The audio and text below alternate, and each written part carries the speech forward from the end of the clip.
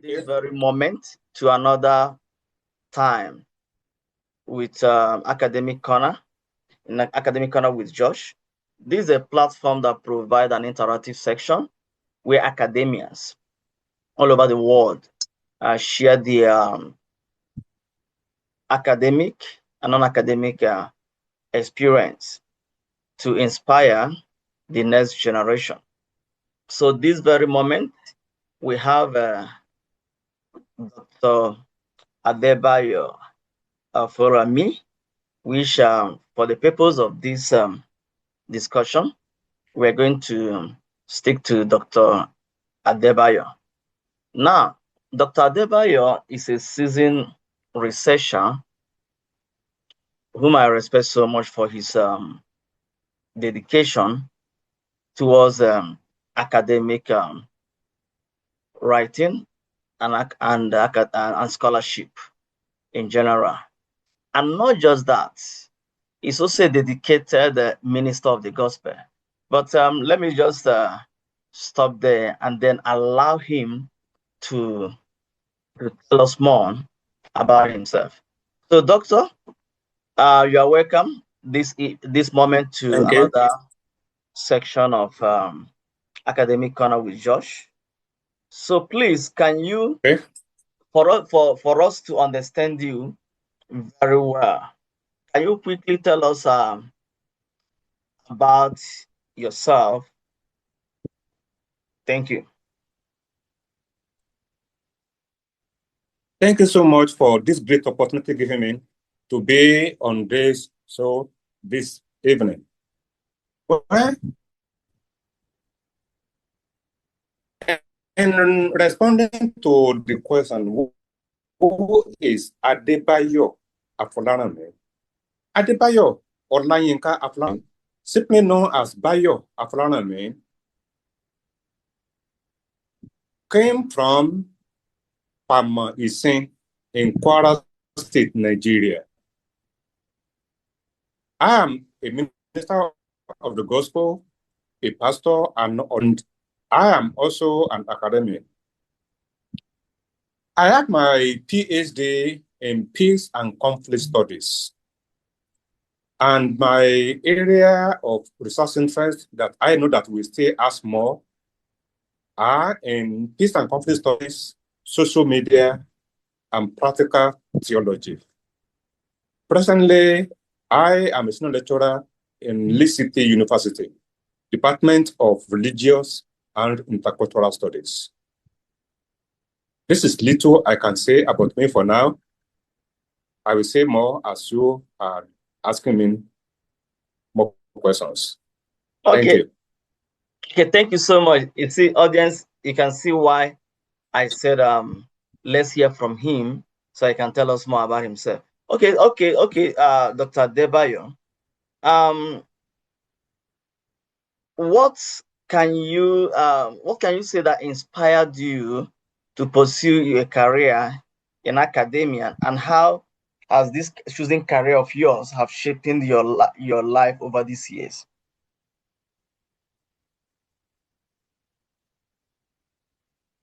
I can say that teaching is a calling for me. As a pastor, right from my childhood, I knew that God has called me. And I knew then that the call of God upon my life is not to a pastorate, to pastor a church, but to be a teacher. To be somewhere teaching, to be somewhere writing, to be somewhere leading people in God's way and in the things of God and in other things, just to let them know, to be a motivator, to be an encourager, to be a counselor, to be a teacher, by all means. I have had that feeling, as I've said, right from my childhood. And it has been my life goal to be a professor. In fact, it was my dream to become a professor of Yoruba linguistics. That's what I wanted to be. But God has his own ways of doing things. He called me. I went to the seminary. From the seminary, I became a teacher. I became a lecturer in a Bible college. And from the Bible college, I became a denominational officer working in the headquarters of the Nigerian Baptist Convention in Ukebola, Ibadan, Nigeria, where I am doing a lot of writing, a lot of editing, a lot of proofreading, and a lot of translation from English to Yoruba language. I was there for 23 years before I came to academic, where I had a dream about 3 or 4 years ago. Okay, wow, that's quite interesting and a mouthful.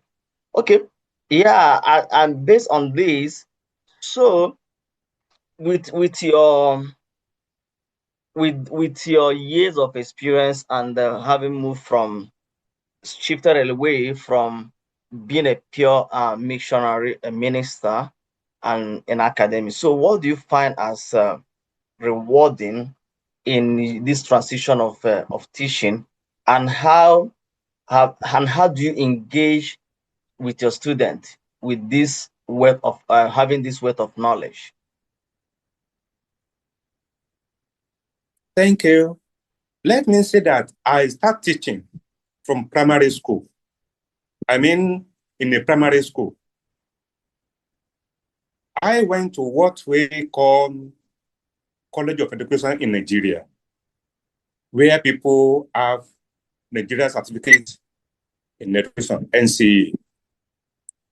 Right from my days in College of Education, I did my teaching practice in the Bible college and also in the nursery and primary school. That's interesting to me. After my College of Education certificate, I became a primary school teacher. Wow. It was from the primary school that I went to the seminary. I just find pleasure in teaching people, whether children, whether youth or adults. And when I went to the seminary, I read religious education. And that's why I had my first degree in religious education. Wow. And my second degree, a Master of Theology in Religious Education. It was later that I had another master's in conflict resolution and reconciliation. It Wow. is, I cannot say that teaching is a career for me. To me, teaching is a ministry. Teaching is life. I find pleasure in teaching people, whether in four-wall classroom or anywhere I find myself. I just take pleasure. I have the joy teaching people anywhere I find myself. Now that I come to academic and I find myself in a lecture or in a lecture room, it is like coming back home. And I've been teaching people in the classroom, in the lecture, or with gladness, as if I'm doing ministry. As I've said, not as a career, but as a ministry, as something, as a service to the humanity. That's what I can say. Okay. Okay. Then you made a very important point. You said that you don't see your teaching as a career, but a call to service, to serve humanity, to serve others, and that is quite impressive. That is quite interesting because when you look at many academians today, you cannot really see that very zeal, that kind of calling in them. Rather, you see people who are doing this thing kind of as a career, not with passion. So that being said, how were you able to to keep this very passion, moving from primary to tertiary and all that? How do you still keep this as a passion all these years? Well, whether in a primary school or in a tertiary institution, as I've said, I see people And let me use a religious language. I see people as sheep. Okay. That need tendering. Yeah. I see them as people that need caring, people that need my attention, people that need my impact. And every day, I want to make an impact in the life of anybody that I come in contact with. Okay, great. So,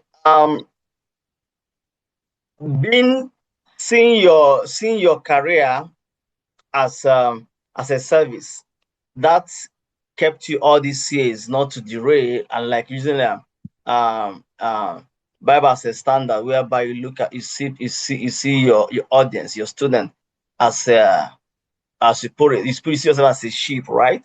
That have a purpose to lead your students, people that you come across with, to that very promised land of knowledge, learning, and acquisition of knowledge. That is very impressive.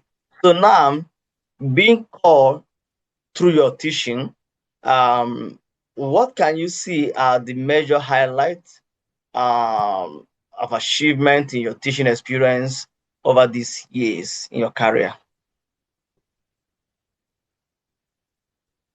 To God be the glory. I cannot arrogate any achievement to myself. I return all the glory to God. Many people have learned many things through me. Even when I was a denominational officer working in the headquarters of the Nature Baptist Convention, God gave me a unique ministry that I term internet ministry.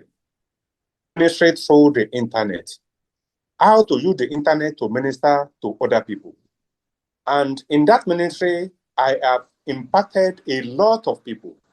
I have opened the eyes of many ministers for the gospel to how they can use the internet, how they can use technology to reach out to people, even beyond their local churches. That in itself is a great achievement. When we are talking about internet ministry or ministering through the internet today in Nigeria, I will say that I am in the forefront.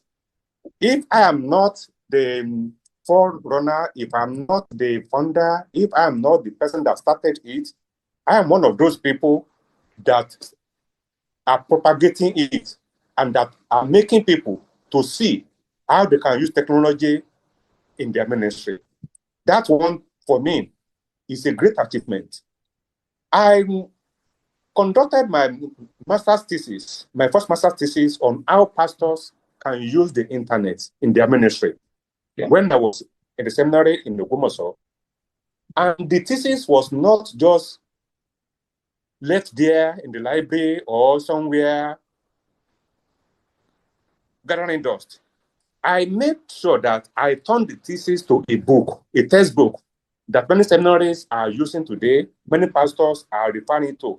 Since 2009 that the book was published, many people have been using the book. And out of the book, out of the study, I have written many academic papers on how pastors can make use of internet. I have presented many papers, I have had many seminars, many workshops on how pastors can make use of the internet. During COVID-19 in 2020, I wrote 3 papers on how pastors can use the internet, can use technology in their ministry, especially during the lockdown, during the physical distancing, when people cannot gather physically. My paper opened eyes of ministers and many people to how they can connect with their congregations, with their people through technology. When I had the opportunity of doing PhD, my PhD thesis was on how pastors can use social media to resolve conflict. Through that also, I was able to publish 2 books and many other papers on how pastors and others can use social media to resolve conflicts and to do their ministry. And now with the advent of artificial intelligence, AI. I am also at the forefront of leading people on how they can use AI, especially in Christian ministry. These are part of the achievements that I will say that I've had in the time past and currently. Wow, wow, wow! This quite this quite inspiring. And one of the take homes from this all this achievement is that you possess the mindset and the ability to mentor.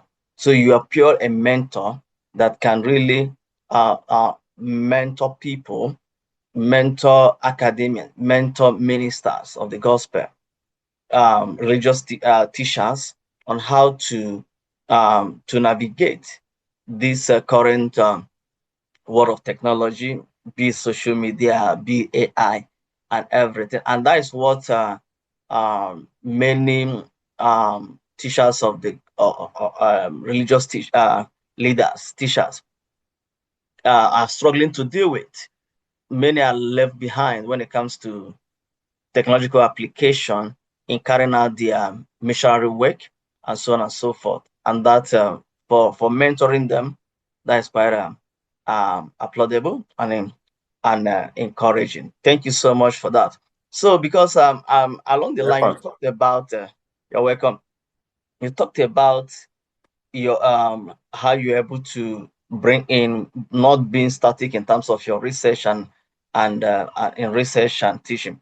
You're able to bring social media AI in a current environment. Now, what can you say are your main research interests, and what impact is your research making in life? I know you have made mention of some of them, but can you elaborate more? Thank you. And originally, I wanted to be known for Yoruba linguistics, Yes. Yoruba language, Mm-hmm. things that have to do with Nigerian language, especially Yoruba. So I like languages, especially Yoruba. But as God called me, I moved from Yoruba language or languages to religious education. Along the line, I created interest in peace and conflict studies.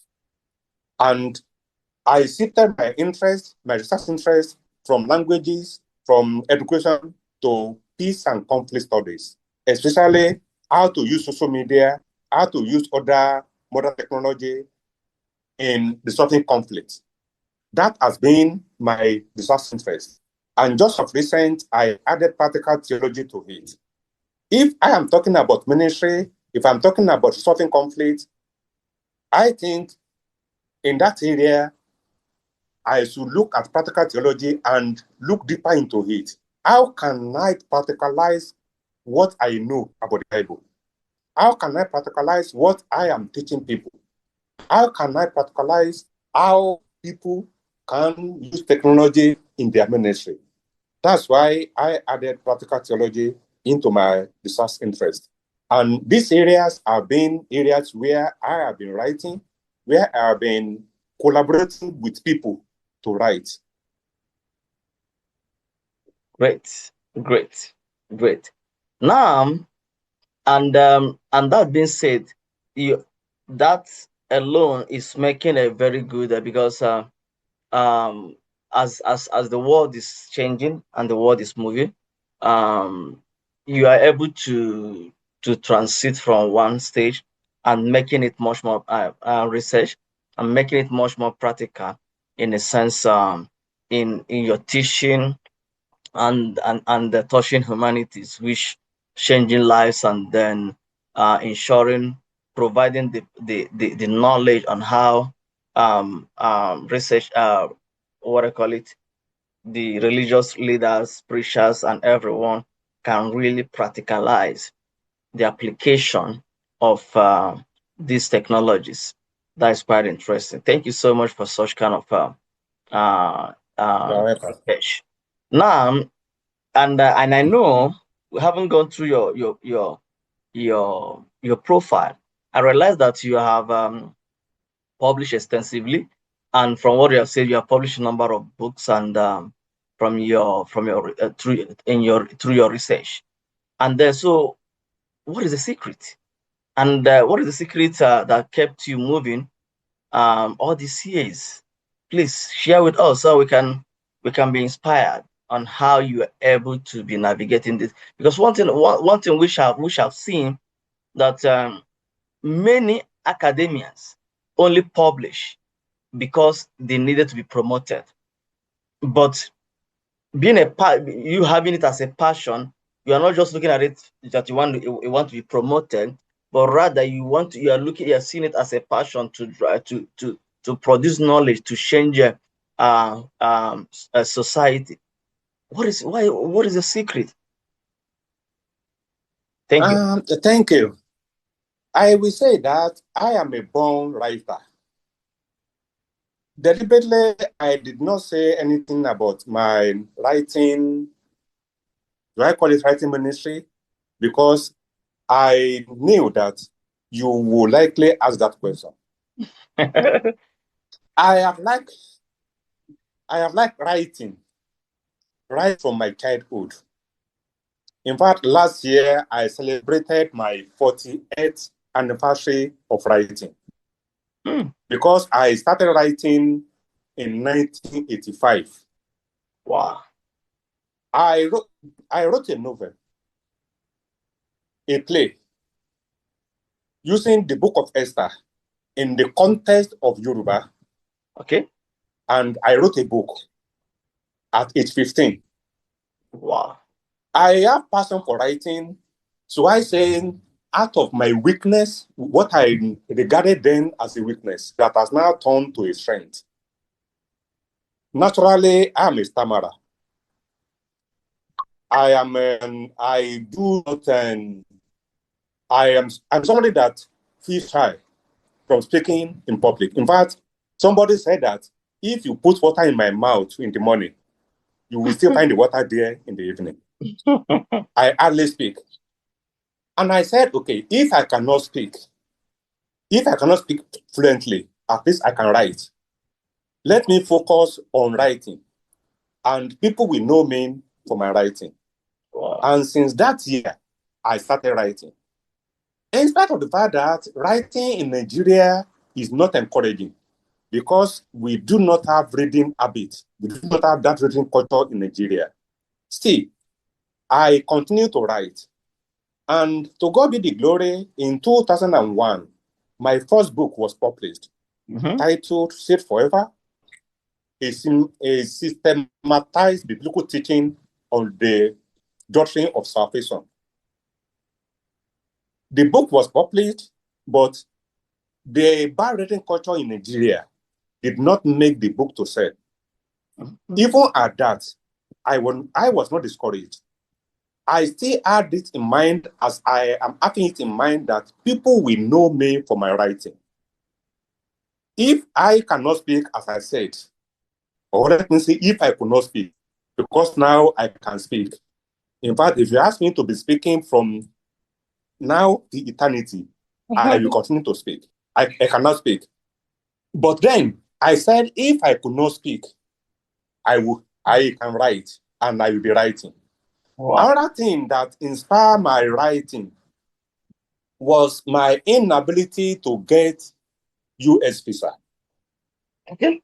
I got admission to Southwestern Baptist Theological Seminary, Fort Worth, Texas, United States of America, in the year 2002. I applied that year, November 22. I was denied. Okay. And I said, if I cannot go to the US, my writing will go. Wow. If people cannot see me physically in US, they will see my writing. Wow. That was how I started writing through the internet. I started a ministry called Ministry Through the Internet, Sister Digest, where I write devotional every Sunday. And as I'm talking with you every day, I post my student digest online, on WhatsApp, on Facebook, on Telegram, and what have you. I Wow. said, if I cannot go to the US, if I cannot go out there, my writing is going. Though later I was able to go to the UK and I was able to enter the US. But I say, and I'm still saying, if I cannot go over there, my writing will be going there. To God be the glory, my writing is throughout the world. People Wow. are reading me. They are reading my daily quotes, my daily prayer every day throughout the world. They are Wow. reading my messages. I mean religious messages now throughout the world. It was when I came to the academic in 2019, when I started my PhD, that I shifted from religious writing to academic writing. Hmm. And when I came to the academic, I heard that saying that if you do not publish, you perish. And I say, for me, I will not perish in academic. If I have been writing in religious setting, I will now start writing in academics. And since 2020, I think June, when I first had my paper published, my first academic paper, as of today, I have over 85 academic papers. Wow. Apart from my books, apart from my chapters in books that are over 60. Last year, when I celebrated my 55th birthday, and I compiled all my works, apart from my religious writing that I've been writing before, I compiled over 140 write-ups, Wow. and they are still counting. Wow. So writing has become my life, and when I came to academics, especially when I joined the service of Leeds City University in 2023, January, and I have access to many postgraduate students. Mm-hmm. As I said, I see students as sheep that need caring. I said, here is a great field. You may call it a mission field, where I will now minister. Not religious ministry now, but writing ministry. And I started bringing students up. As I'm speaking with you, I have one extracurricular activity that I'm doing in Leeds City, where I have over 200 students Wow. in my Afolaranmi Writers Club. In that club, I encourage people to write, and many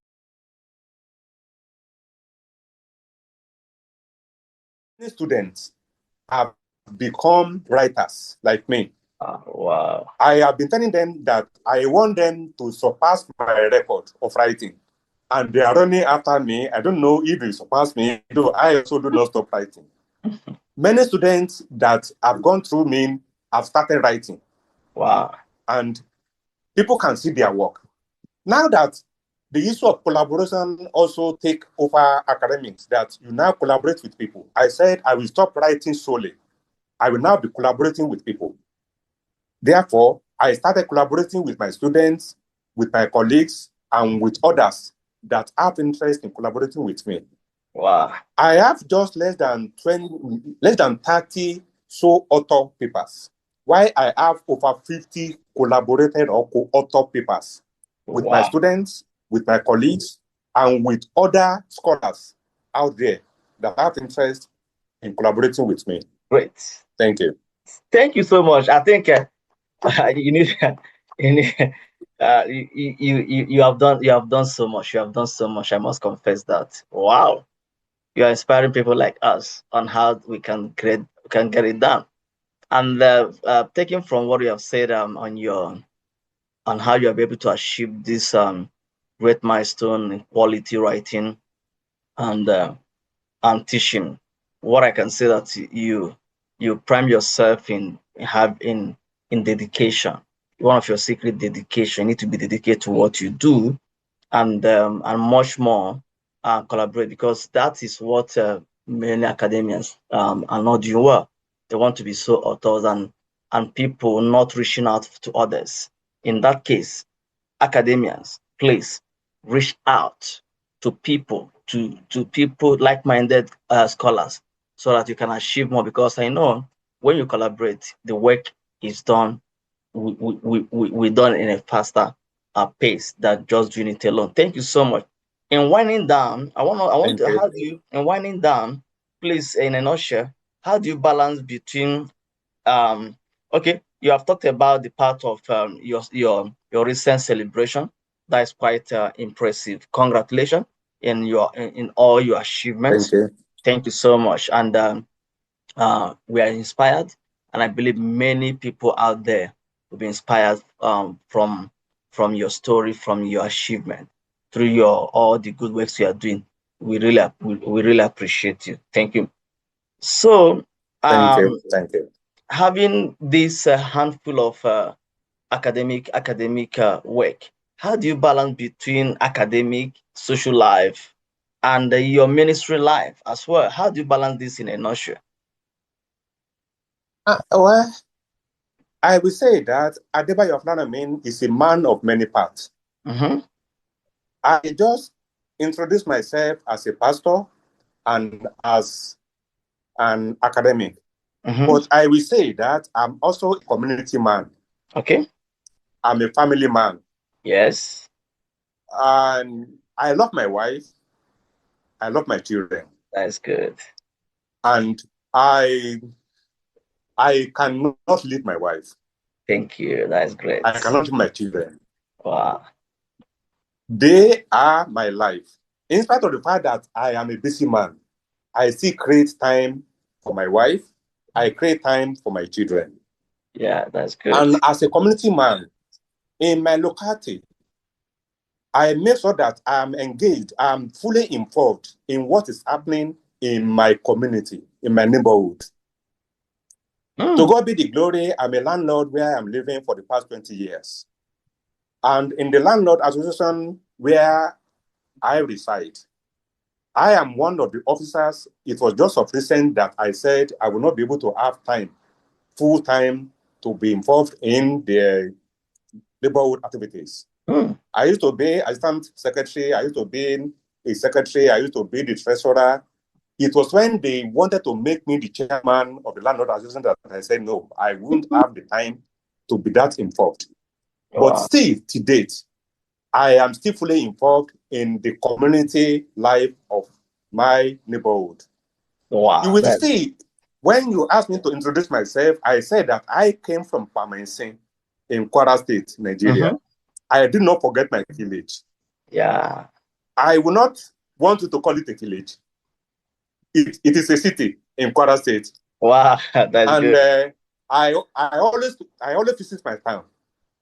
They know me in my town. They know me in the churches in my town. They know me in my compound. Mm-hmm. Uh, in Wow. fact, I am fully involved in what is happening in my town. Though I am not living in my own town, but I visit there regularly. Wow. That's good. That's good. That's good. And one of the things that you say that I love so much is I cannot leave my wife. I balance between my work, social life, and also my family.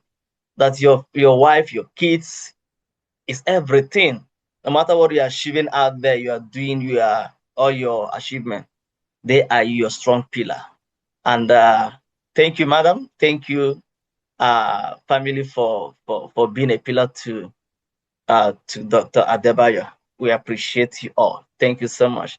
So the last section of our discussion this very moment is on this today academians and academic world in general is filled with a lot of challenges, be it from migrating between uh, different technological innovations, family, academic life, teaching and learning. There are many challenges that academians are facing. In a minute, what advice can you give? Okay, what challenges have you faced in 2 minutes? Sorry, what challenges have you faced, and what Mhm. advice can you give to academians and much more young upcoming academians? One challenge that I face in academics is the issue of emphasis on certificates and not competence. I am a victim of this. As I told you, and as you know, I have a PhD today in peace and conflict studies. But if it surprises you, and I am not ashamed to say it, that I do not have a credit in English language. Something that is very important before you can enter the university and life. Because I did not have a credit in English language, that was why I went through College of Education and not going directly to university. And having gone to a College of Education, I was able to go to a seminary. I was able to have my second degree in seminary. And because people out there, they do not look at, so I say your certificates or your qualification, rather they look at your output. They look at what you can offer. I was able to get admission to Trinity College, Dublin, University of Dublin in the Republic of Ireland, where I have Masters of Philosophy in Conflict Resolution and Reconciliation.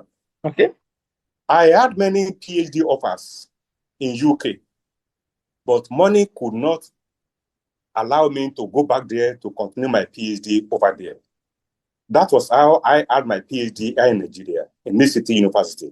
Oh, wow. It is a pity that people are still referring to that. So I call it deficient or what, that I do not have credit in English language, or that I do not have a university first degree. I have a university master's, I have a university PhD, but I never had a university first degree. Though I have what we can refer to as associate degree in other climes. Okay, that's good. A certificate of education. That has been a challenge for me. But in spite of that challenge, I said that I will not showcase my certificate. I will showcase my competence. Your competence. I will showcase what I can offer. Yes. Anywhere I am. I That's can good. stand with any professor anywhere in the world. It is not a matter of bragging. It is a matter of what God has put in me, what I can offer. Forget about certificates. Look at competency. Look at the output. As of today, I told you I have over 140 publications to my credit. Great. When I was celebrating my 55th birthday last year, I led people to write over 600-page book of readings in my honor. Wow. If I could achieve that, why are you now saying that I do not have one certificate or the other? I will say to err with certificates. As an academic, I value certificates. I value education. But let us move beyond certificates. Let us move beyond paperwork. What can that person offer? What can that person deliver? That should be to upcoming to academians or new academians. Thank you for the question. I would say I've been expecting it. My advice to upcoming academics is they should be focused. Okay. Right from day one, they should have a focus. They should know their research interest. What do they want people to know them for? And they should start writing in that area. Okay. That is my first advice. My second advice is that they should not let anybody look down on them. Yes. And there's another that says Rome is not built in a day. True. And the journey of the 1,000 miles starts with a step. Yes. All those people up there, they started somewhere. They also should start somewhere. Yes. And they should continue steadily, stepping the step, probably from graduate assistant to assistant lecturer to lecturer 2 to lecturer 1 to senior lecturer to associate professor and to professor. It is a matter of time. They also will become renowned scholar one day. But I will still say they should not look down on them. They should believe in themselves. Great. And building their academic life gradually. Great. Wow, that's why that is good. That is good. So dedication, continue, steady work, not stopping, and don't allow anyone to look down on you. Believe in yourself and be committed to what you're doing. That is a message to upcoming scholars from Dr. Adebayo. Finally, Doctor, today AI in higher education is no longer a joke. It's playing a very big role with a lot of argument and debate around it. What is your advice, or what is your view and advice to other academians? Thank you. In 2023, I wrote a paper, Getting Up-to-Date Academic Materials Online, Essential Tips. And one of the tips that I gave is the use of AI, artificial intelligence. Okay. But I gave an advice then, 3 years ago. I still stand with my advice that AI is good, but people should not rely on AI. People should know what they want to do. They should allow their brain to work. AI can help, but AI should not be number one. I use AI, but it is not number one. I have my own idea. I may allow AI to reframe, to refine my idea, but the idea is my original idea. That is my advice for people. Use AI, but do not let it be the one that will be thinking for you. Good. Use AI, but let not AI be the center point of your idea, of your argument. Thank you so much. Thank you so much. Hello, everyone. You have heard from our established scholar, Dr. Adebayo, and he has said it all. It's now up to us as academians to know what to do in order for us to excel academically and also socially in doing well in our academic journey. So, Doctor, in parting shots, we really, if I allow you to talk, you say you cannot talk. Remember, you said before that talking was not your thing, but now I can say that talking is your baby. That is good. If you have moved away from just writing and then talking, putting your writing into words. That's quite a good transition. So in 30 seconds, what do you say to all our audience? Well, I will say, be yourself.